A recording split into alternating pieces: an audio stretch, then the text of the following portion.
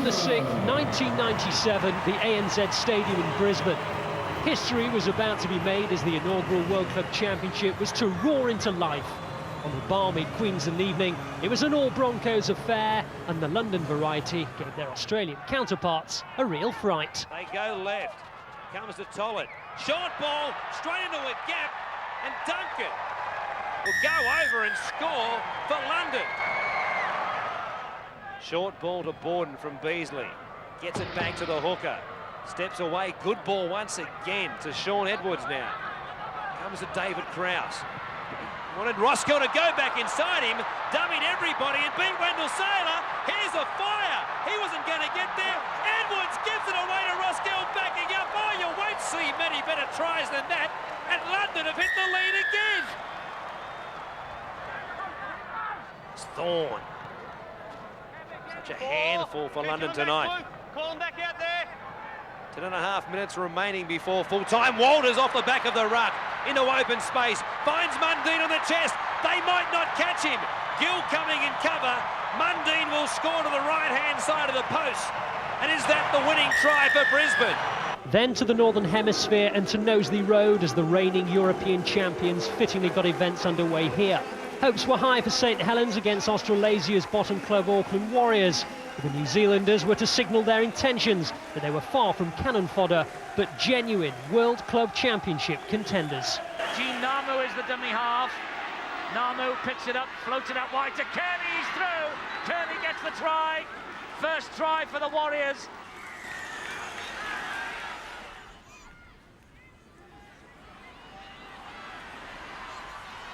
Rapati, Mark Ellis takes on Arnold, tips the ball back inside. That is a brilliant try.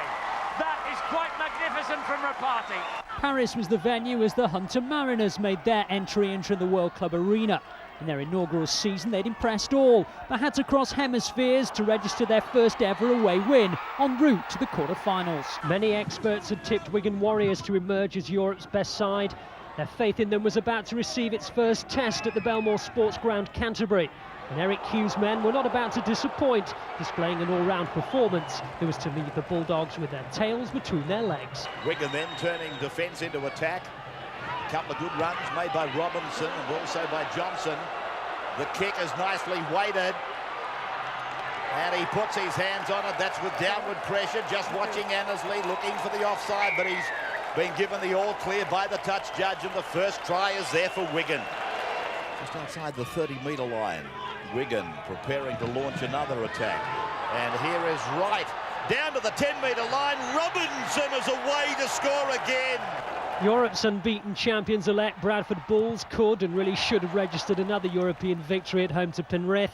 Dominating in the Osor Stadium cauldron, Sid Domek's late-winning try confirmed that the Bulls' inability to turn their possession into points was a costly error.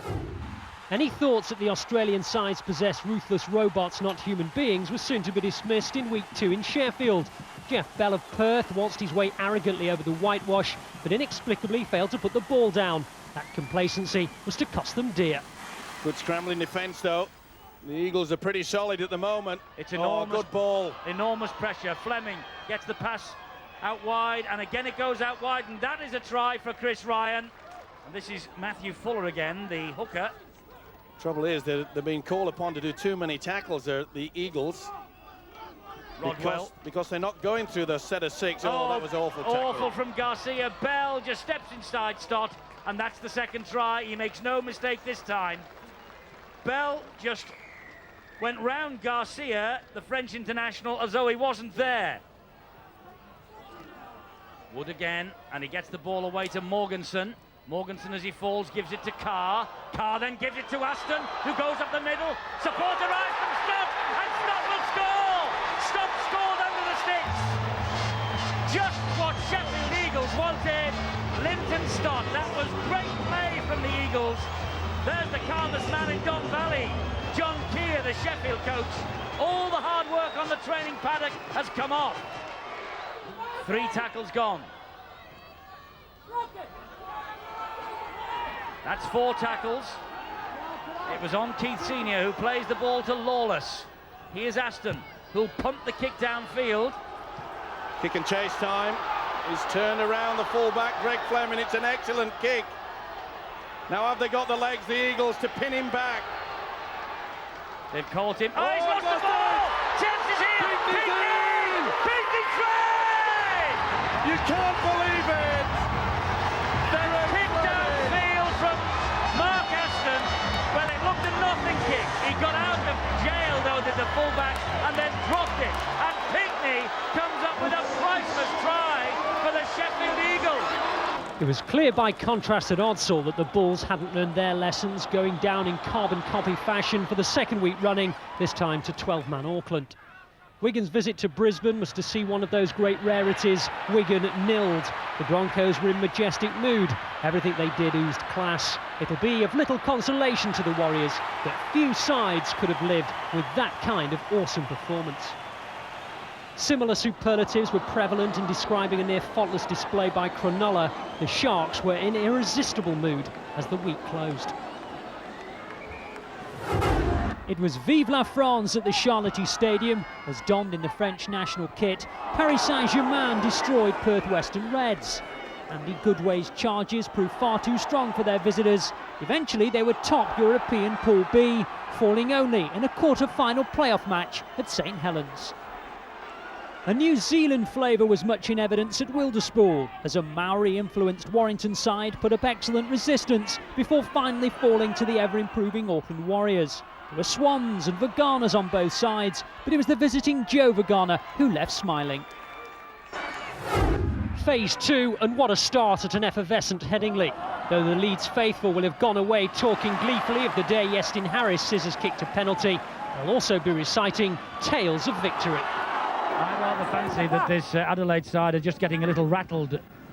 A, with the refereeing decisions, and B, with the play the ball situation. But this is a race for Gibson. Gibson could win this. Gibson gets the try. Tremendous kick through. He's the calmest man at Headingley, Dean Bell, but his team's just come up with the first try. Sterling will run the ball back at them and makes the little half break. Now then, this could be interesting. Sterling's got pace. He's got round Maguire. There's a race here for Sterling to the corner. Everyone on the feet roaring Sterling home. And Sterling scores a quite breathtaking, unbelievable try. How many Rhino youngsters will have bought Sterling replica shirts that weekend? The most popular player at Boundary Park, meanwhile, was to be the unlikely figure of Paul Davidson. Europe's bottom club were determined to gun down the Cowboys. There was gold in them their hills, gold spink to be precise, as Oldham's Brett set up the possibility of an unlikely Bears win. Then entered Davidson for his late match-winning heroics. The celebrations were to be understandably raucous.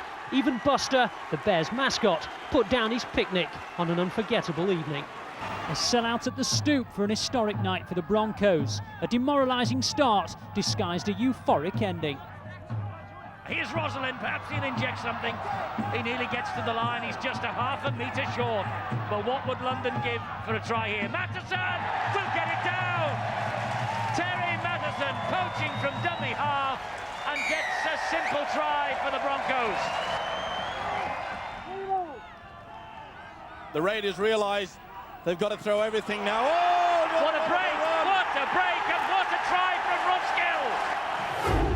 The less said of this St Helens defeat, the better. Dennis Betts scored this try. The Broncos matchup 2 proved another heavyweight bout at the Stoop. The Londoners will rue their luck, a refereeing decision here and there, and the fact they don't have Wendell Saylor on their books. Darren Smith's try owed much to Saylor's forward-thinking approach. Where there's a Wigan, there's always a way. The Warriors lived up to their courageous nickname in a highly charged Central Park atmosphere. The best compliment that anyone can pay to them is that they gave an Australian-style display. It's the last tackle for Wigan, and there are 3 men loaded out wide here who want the kick out wide to the left-hand side. There it comes from Farrell. High hanging kick, but well claimed by Connolly. Lovely flip down the back door to Radlinski. What a brilliant try, conjured up by a fantastic pass from that man, Gary Connolly. Chances here then for the Bulldogs. Good defence though from Wigan. Berrigan had chimed him to the line. Chances here, there's a try on, and that is Mears who has got the try. Robinson, diagonal run from Robinson. Great support from Farrell. Farrell, lovely dummy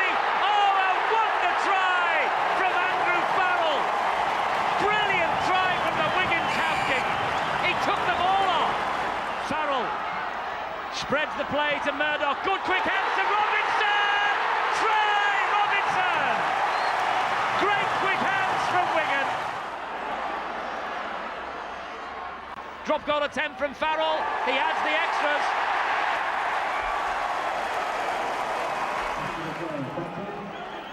Farrell, he's up for this. He couldn't get the tackle completed. They managed to release the football. Ball bounces free. Wigan have got it back. There's a chance here. Connolly will win the match. Gary Connolly wins the game for Wigan. And the European Super League at last has something to cheer on this middle weekend of Phase 2. There was indeed plenty more to cheer as the European sides began to shatter their counterparts' invincible demeanour. Salford Reds enjoyed an afternoon to remember, Darren Rogers' try and 2 drop goals ousting Adelaide. The dismantling of the so-called insurmountable Australian wall continued down under. Even St Helens, previously rather disappointing, found they were able to express themselves in a manner more in keeping with the mantle of 96 European champions. A narrow defeat at Penrith sneaked them into the last 8 playoff and condemned the Panthers. Into the quarter-finals, and just as the pride appeared to be returning to Europe, the tiny inflating bubble was dramatically burst. The Auckland Warriors had demonstrated a particularly insatiable appetite for our Super League clubs, and newly crowned champions their latest meal. The only narrow consolation for the Bradford Bulls, they fared 2 points better than their previous visit to Auckland in holding them to 62-14. The second quarter-final was always the most likely to provide Europe with a victory. Wigan, Europe's Pool A table toppers, were in good form. The Premiership had recently been bagged. Our most successful side had targeted a semi-final spot. It's great pressure this, and there could be the first chink in the armour, the first try, he's in, Scott Hill.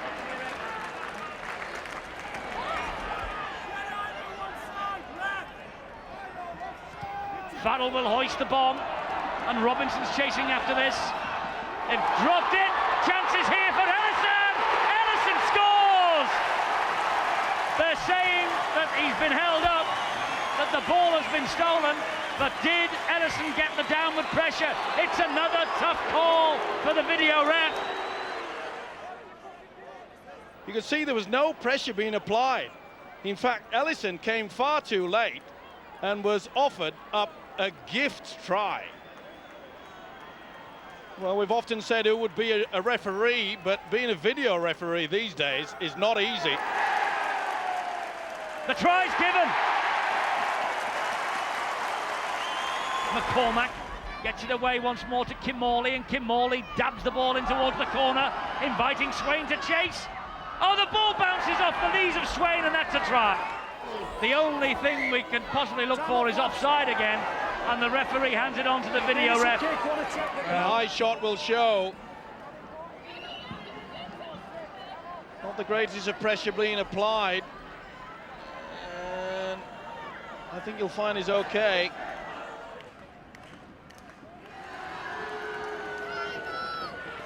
That's it. I think that's the final nail in the coffin. Even the most dyed-in-the-wool Saints fanatic would have reached for the Valium as their heroes entered Brisbane. Having overcome Paris in the playoff for the right to take on Australia's best, it sadly became a matter of damage limitation. With 3 of our 4 quarter-final representatives already left licking smarting wounds, the final responsibility laid on the young shoulders of a vastly inexperienced London Broncos side. After 70 minutes of brave resistance, they inevitably fell away in the shark-infested waters. So Europe sat in their armchairs and watched with admiration as the Australasian clubs exhibited their immeasurable mastery. Never was their immense quality more clearly demonstrated than when Auckland went to Brisbane for semi-final 1. And Hoppy will play the ball on 5. They'll put it through the hands. Jones for Namu. No, he goes for the kick. Looks for Roden Ryan. Up he goes, down he comes. And I think he's got it over the line. He wants to look at it again. And he's going to come up with the 4-pointer. No doubt that he's onside, well and truly onside, so that doesn't even come into the equation. He's got the momentum. He flies high over the top of De Vere, takes it out of his hands, nosedive down. And if the ball has touched the ground, which you would believe it would have done, it's a try. That's okay, it's a try. And a good try too. Odin Ryan. He's a much improved player this year. It all started back there, Paul, in Odin Ryan's defensive corner. Here it comes. Try time. Lee again. And Walters in, away, and Walker will score. And so it was looking remarkably as though, as in the Premiership final, we would have a Brisbane versus Cronulla contest. The Sharks, home advantage and all, craved their first major trophy. Hunter Mariners, off-field activities questioning their very existence, had one last fling. But this is rugby league, where anything is possible. 18 points to 12, Cronulla are leading. Iro plays it. Kamali with the dummy. Kamali getting close, reaching out, he's got it down under the black dot. Who will it go to? It goes to Hill. They're not going to go for the 4, for the 1, they're going for the 4. Zisti getting close, he's in. Nick Zisti scores the try. 10 metres out from the Mariners line. Langer, inside pass, Kevin Walters. Thrown backwards by Ross, the fullback. On the last tackle, the kick ahead from Lockyer, taken out, I thought, without the ball. The ball is forced by Walters. This will be a try. A try to Brisbane.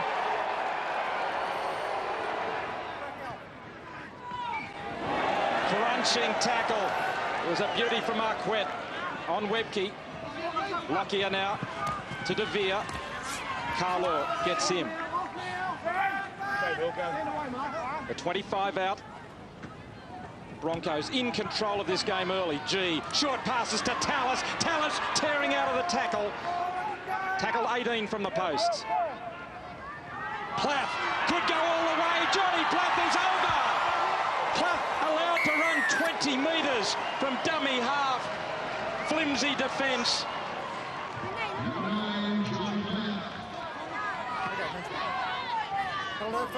But here's the Broncos, 5 metres out on the back of the penalty. Webke has scored from here this season. He just puts his head down and goes for it. Langer has Sailor coming up behind. It goes to Walters, to Renoff with numbers. It's Darren Smith's ball, and he'll score the try. Simply executed, but brilliantly by the Broncos.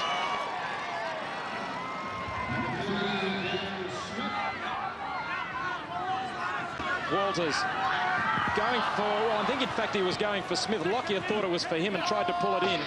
Went back. Last tackle now. They get another go at it. Kevin Walters puts it up very high. Coming down on top of Kamali, and he knocks it forward. The Broncos can't get it either. Both ways. 2 knock-ons. Mariners first knock-on. Went up for the ball on his own. Broncos ball. Broncos loose. Back here, thanks. Looked like it was there for Michael De Vere. Yeah, let's have a look here. Well, it was there, I suppose. He had a player on top of him, but another good call from the ref from Brisbane. Hot on attack again. Only 10 out. Langer fires it to Walters. Out it goes to Smith. Smith bursting through the hole, skidding over the line.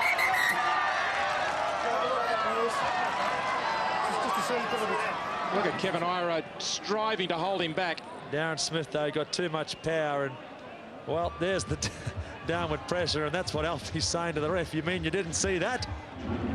Here's the decision. No doubt about it. It's a try to Darren Smith. That makes 2 to him already.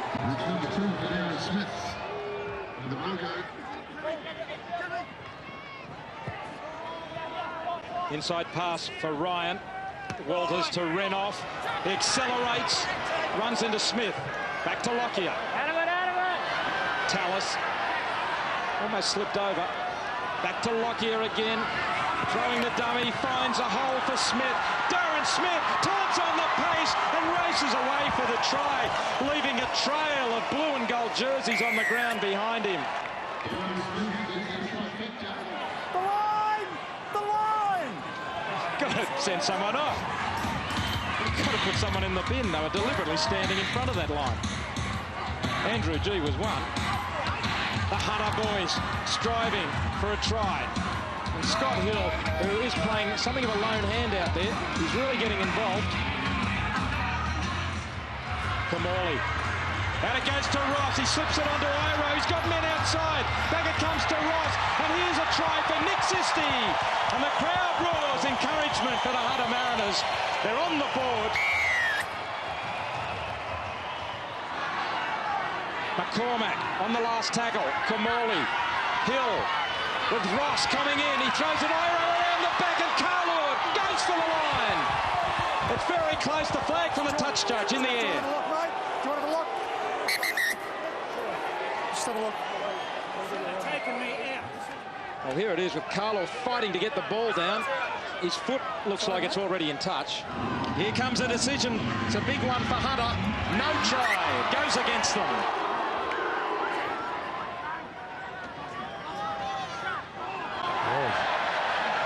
Things are tides changing though. That's a great hit there from the Mariners players. Webke loses it. Now Smith for Hunter. 10 metres out. Be one of the all-time upsets if Hunter could climb off the mat 22 points down and go over the top of the Broncos. Hill, Kamali, long pass for Ross. He's got to go for it. Sisti gets it down. Took a long time. It's another video ref decision. It's not the touch, it's whether he got the ball now. Let's have a look now and see if he does score the try. Good defence from Wendell Sailor. Wow. Lost it for mine. They had one no try a moment ago. And here's another. They're back at halfway. Robbie Ross can't believe it. Langer, little kick for himself. He'll get another shot at it. Miskicked the second one and Kamali's able to cover it up. And Ben Walker comes at him with arms flailing. Kamali got away. So first battle between the young halves on this occasion is won by Kamali. Could have been very dangerous if Langer had got a solid second kick to it, as he usually does. Hill fires it to Ross. To Iro to Carlo. Carlo comes down to Lockyer. He goes for it himself, and it's going to be very close. Carlo celebrating. Finally, that looks like they've got the try. They're only 12 metres out. Kamali runs it himself, steps well. Kamali close, thrown back from the line. Great defence by Lockyer. Chance still on out wide. Oh, Hill comes back inside looking for Godness. Play on. Richard Swain took it on his fingertips. Now Sisti bursts away. Sisti away from Sailor. And Sisti scores.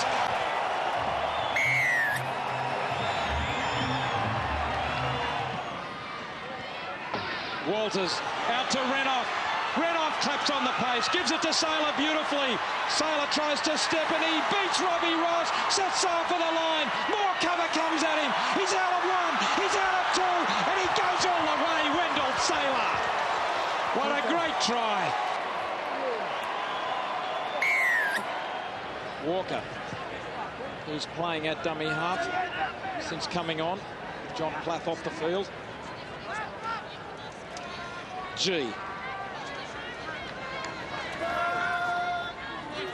It's been a valiant effort by the underdogs, the Hunter Mariners, in this game. In fact, the whole season they've been courageous.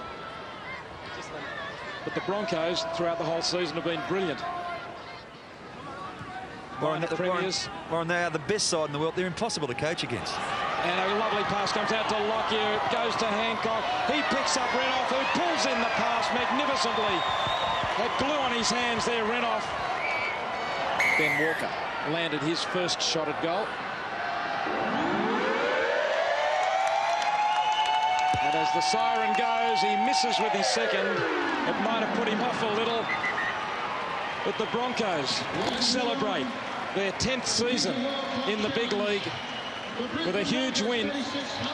They've got the World Club Challenge trophy in their grasp. They've had a magnificent year. They were minor premiers in the Australasian Super League. They went on to take the Telstra Cup. Now they've got the Visa World Club Challenge Cup. You can't do more than win every competition you're entered into, and the Broncos have done it gloriously. 36-12 tonight.